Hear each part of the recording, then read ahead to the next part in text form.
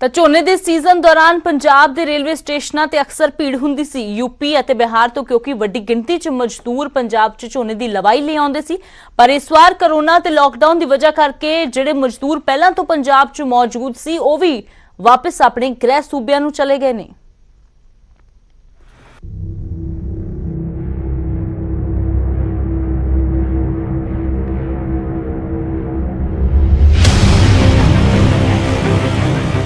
इस बार पंजाब के खेतों च नज़ारा वखरा है। किसान झोने की बिजाई लई खेत तैयार कर रहे हैं, पर इस बार खेतों च प्रवासी मजदूर दिखाई नहीं दे रहे जो पहला आम दिखते सी। तपदी गर्मी च हुण किसान खुद खेतों च लगे हुए ने। किसान ही नहीं, उन्हां दे 10वीं 12वीं ते कॉलेज च पढ़न वाले पुत्तर भी इस बार खेतों च मिट्टी नाल मिट्टी हो रहे ने, क्योंकि कोरोना ते लॉकडाउन करके इस बार प्रवासी मजदूर नहीं मिल रहे।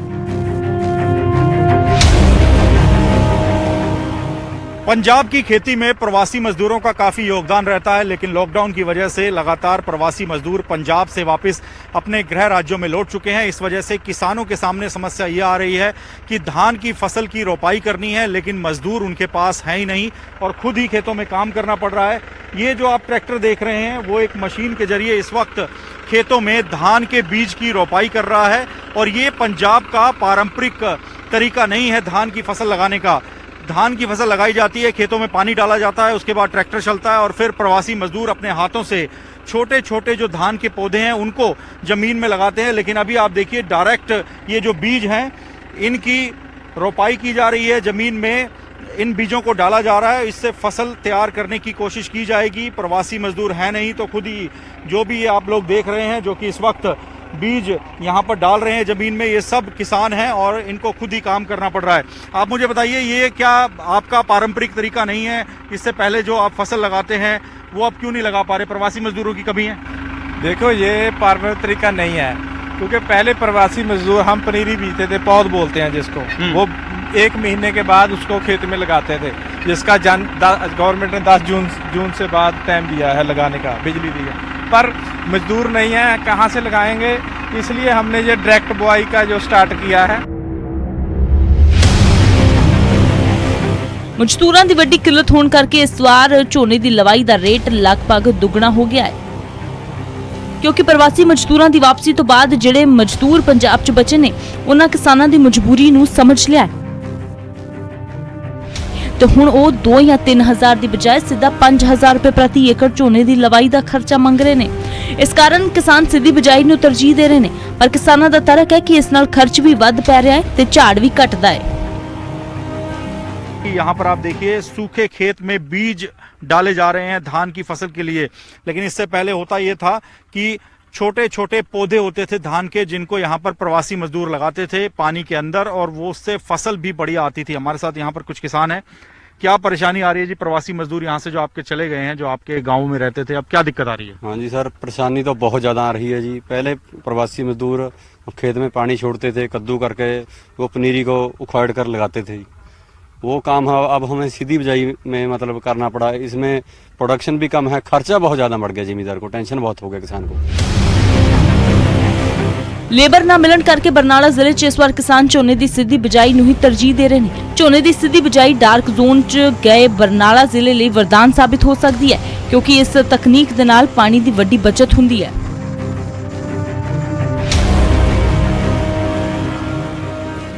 ਅੱਗੇ ਕੀ ਦਿੱਕਤ ਆ ਰਹੀ ਸੀ ਤੇ ਇਸ ਵਾਰ ਕੀ ਫਿਰ ਤੁਹਾਨੂੰ ਦਿੱਕਤ ਆਈ ਹੈ? ਪਿਛਲੀ ਵਾਰ ਜੀ ਜਦੋਂ ਕੱਦੂ ਵਾਲਾ ਝੋਨਾ ਲਾਉਂਦੇ ਸੀ, ਇੱਕ ਤਾਂ ਤੋਂ ਪਾਣੀ ਦੀ ਖਪਤ ਬਹੁਤ ਜ਼ਿਆਦਾ ਹੁੰਦੀ ਸੀ ਤੇ ਲੇਬਰ ਬਹੁਤ ਲੱਗਦੀ ਸੀ, ਆਪ ਵੀ ਟਰੈਕਟਰ ਵਾੜ ਲਿਆ, ਹੋਰ ਕਰ ਲਿਆ।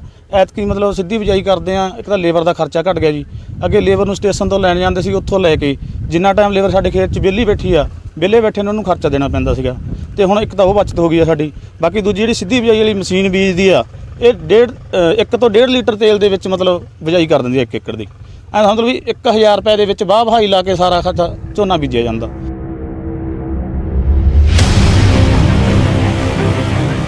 कोरोना ते लॉकडाउन करके पंजाब च पैदा हुई लेबर दी दिक्कत ने जिथे किसानां ਦੀਆਂ मुश्किलां ਵਧਾਈਆਂ ਨੇ, ਉੱਥੇ ਦੂਜੇ ਪਾਸੇ ਝੋਨੇ ਦੀ ਸਿੱਧੀ ਬਿਜਾਈ ਹੋਣ ਨਾਲ ਪਾਣੀ ਦੀ ਬਚਤ ਹੋਵੇਗੀ, क्योंकि पंजाब इस ਵੇਲੇ सिर्फ लेबर ही नहीं बल्कि पानी की किल्लत नाल भी जूझ रहा है।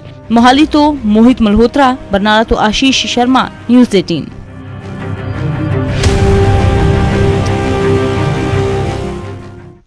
ਤੇ ਅਗਲੀ ਵੱਡੀ ਖਬਰ ਦਾ ਰੁਖ ਕਰਦੇ ਹਾਂ। ਗੱਲ ਹੁਸ਼ਿਆਰਪੁਰ ਦੀ ਕਰਦੇ ਹਾਂ, ਜਿੱਥੇ ਵੱਡੀ ਮਾਤਰਾ 'ਚ ਨਾਜਾਇਜ਼ ਸ਼ਰਾਬ ਬਰਾਮਦ ਕੀਤੀ ਗਈ ਹੈ। ਸਾਬਕਾ ਕੌਂਸਲਰ ਦੇ ਘਰ ਤੋਂ ਇਹ ਬਰਾਮਦਗੀ ਹੋਈ ਹੈ। ਪੁਲਿਸ ਨੇ ਸਾਬਕਾ ਕੌਂਸਲਰ ਦੇ ਘਰ ਛਾਪਾ ਮਾਰਿਆ ਸੀ ਤੇ ਇਸ ਦੌਰਾਨ ਇਸ ਨਾਜਾਇਜ਼ ਸ਼ਰਾਬ ਦੀ ਬਰਾਮਦਗੀ ਹੋਈ ਹੈ। ਫਿਲਹਾਲ ਪੁਲਿਸ ਨੇ ਮੁਲਜ਼ਮ ਸਾਬਕਾ ਕੌਂਸਲਰ ਅਤੇ ਉਸ ਦੀ ਸੱਸ ਨੂੰ ਗ੍ਰਿਫਤਾਰ ਕਰ ਲਿਆ ਹੈ, ਜਿਨ੍ਹਾਂ ਦੇ ਵੱਲੋਂ ਇਸ ਨਾਜਾਇਜ਼ ਸ਼ਰਾਬ ਦੇ ਧੰਦੇ ਨੂੰ ਚਲਾਇਆ ਜਾ ਰਿਹਾ ਸੀ। ਸਾਬਕਾ ਕੌਂਸਲਰ ਦੇ ਘਰ ਤੋਂ ਇਹ ਬਰਾਮਦਗੀ ਹੋਈ ਹੈ। ਫਿਲਹਾਲ ਦੋਵਾਂ ਨੂੰ ਗ੍ਰਿਫਤਾਰ ਕਰਕੇ ਅੱਗੇ ਦੀ ਕਾਰਵਾਈ ਪੁਲਿਸ ਨੇ ਸ਼ੁਰੂ ਕਰ ਦਿੱਤੀ ਹੈ। ਦੀਪਕ ਬਹਿਲ ਮੇਰੇ ਸਹਿਯੋਗੀ ਜ਼ਿਆਦਾ ਜਾਣਕਾਰੀ ਦੇ ਲਈ ਜੁੜ ਗਏ ਨੇ। ਤਾਂ ਦੀਪਕ, ਫਿਲਹਾਲ गिरफ्तारी हो गई है, अगे कुछ होर पता लग पाया कि होर किहड़े लोग सी जिहड़े इन्हां दे नाल मिले होए सी? अमृत, मैं इत्थे तुहानूं दसना चाहांगा कि टांडा दी कौंसलर राधा राणी जिहड़े पिछले दहाके दे विच कांग्रेस पार्टी दी टिकट दे उत्ते इलैक्शन लड़ के चोण दे विच जित हासिल कीती सी, जिस तो बाद राधा राणी ते उसके परिवारक मैंबर खास तौर ते सੱਸ दे उत्ते कई तरह के संगीन आरोप लगे, जिहदे विच नजायज शराब की तस्करी का एक आरोप अहम सी, जिहदे चलदियां कांग्रेस पार्टी ने उस वेले भावें अपना पल्ला झाड़ दे कुछ वक्त लई उहनूं अधिकारत तौर ते उत्ते कांग्रेस दे विचों कड्ढण दा तां ऐलान कर दित्ता सी, परंतु इस साबका कौंसलर वल्लों अपने नजायज धंधिਆਂ ਨੂੰ इसे तरह बादसूर ढंग दे नाल पिछले लंबे समय तो चलाया जा रहा सी, जिस तो बाद हुण जदों कैप्टन अमरिंदर सिंह ने नजायज शराब की विकरी के विरुद्ध पंजाब दे विच एक उचेचा ऑपरेशन चलाया है। उस ऑपरेशन के तहत अज एक्साइज विभाग और खास तौर पर पुलिस विभाग वालों दोवां वालों रल के यह जॉइंट ऑपरेशन किया गया, जिहदे विच इस कौंसलर च मैं दसना चाहांगा कि इस कौंसलर के घर के अंदर एक तहखाने रूपी एक ब्लॉक बने सी, जिन्हां दे विच शराब नजायज शराब जिहड़ी वंडण और वेचण लई रखी गई सी, वो शराब जिहड़ी आ उस तहखाने दे विचों एक लाइव रेड के दौरान, मैं लाइव रेड के दौरान इस करके कहांगा कि सानू उस वेले दे विजुअल जिहड़े आ असीं न्यूज़ 18 दे दर्शकां नूं अपने नाल हाशिए दे उत्ते दिखा रहे हैं कि किस तरह दे नाल पुलिस ने इन्हां बॉक्सेस नूं खोल के लॉक्स बॉक्सेस नूं खोल के उहदे विचों 4 लाख मिलीलीटर तो वध शराब जिहड़ी है इस कौंसलर कोलों बरामद कीती है, जिस साबका कौंसलर राधा राणी उसकी सੱਸ पत्नी दोवां नूं पुलिस वालों गिरफ्तार कर लिया। हुण पुलिस वालों इस नैटवर्क के नाल जुड़े ਜਿਹੜੇ ਹੋਰ ਨੈਟਵਰਕ ਦੇ ਨਾਲ ਜੁੜੇ ਆ ਕਿ ਆਖਰ ਇਹ ਸ਼ਰਾਬ ਕਿੱਥੋਂ ਆਉਂਦੀ ਸੀ, ਪਿਛਲੇ ਲੰਮੇ ਸਮੇਂ ਦੇ ਵਿੱਚ ਕਿਸ ਵੀ ਆਗੂ ਦੇ, ਮੈਂ ਕਹਾਂਗਾ ਕਿਸ ਆਗੂ ਦੇ ਨਾਲ ਇਸ ਦੇ ਸੰਬੰਧ ਜਿਹੜੇ ਆ ਪੁਲਿਸ ਖੰਗਾਲਣ ਦੇ ਵਿੱਚ ਲੱਗ ਗਈ ਹੈ ਕਿ ਕਿਸ ਆਗੂ ਦੀ ਇਸ ਨੂੰ ਸਿਆਸੀ ਸ਼ਹਿ ਪ੍ਰਾਪਤ ਸੀ, ਜਿਹਦੇ ਚੱਲਦੇ ਆ ਐਡੇ ਲੰਮੇ ਸਮੇਂ ਤੋਂ ਇੱਥੇ ਇਹ ਨਸ਼ਾ ਸ਼ਰਾਬ ਦਾ ਧੰਦਾ ਚੱਲ ਰਿਹਾ ਸੀ। ਜੀ ਅਮਰ, ਤਾਂ ਵਾਕਈ ਇੱਕ ਬੜੇ ਸ਼ਾਤਰ ਤਰੀਕੇ ਦੇ ਨਾਲ ਇਸ ਸ਼ਰਾਬ ਨੂੰ ਸਟੋਰ ਕੀਤਾ ਗਿਆ ਸੀ। ਸ਼ੁਕਰੀਆ ਦੀਪਕ ਫਿਲਹਾਲ ਇਸ ਸਾਰੀ ਜਾਣਕਾਰੀ ਦੇ ਲਈ। ਤਾਂ ਇੱਕ ਸ਼ਾਤਰ ਢੰਗ ਦੇ ਨਾਲ ਇਸ ਸ਼ਰਾਬ ਨੂੰ ਸਟੋਰ ਕੀਤਾ ਗਿਆ ਤੇ ਉਹ ਵੀ ਮਹਿਲਾ ਕੌਂਸਲਰ ਦੇ ਵੱਲੋਂ। ਸਾਬਕਾ ਮਹਿਲਾ ਕੌਂਸਲਰ ਹੈ ਜਿਸ ਦੇ ਘਰ ਤੋਂ ਬਰਾਮਦਗੀ ਹੋਈ ਹੈ, ਨਾਲ ਉਸ ਦੀ ਸੱਸ ਵੀ ਸ਼ਾਮਿਲ ਹੈ ਇਸ ਗੋਰਖ ਧੰਦੇ ਦੇ ਵਿੱਚ। ਫਿਲਹਾਲ ਪੁਲਿਸ ਨੇ ਦੋਵਾਂ ਨੂੰ ਗ੍ਰਿਫਤਾਰ ਕਰਕੇ ਅਗਲੀ ਕਾਰਵਾਈ ਸ਼ੁਰੂ ਕਰ ਦਿੱਤੀ ਹੈ।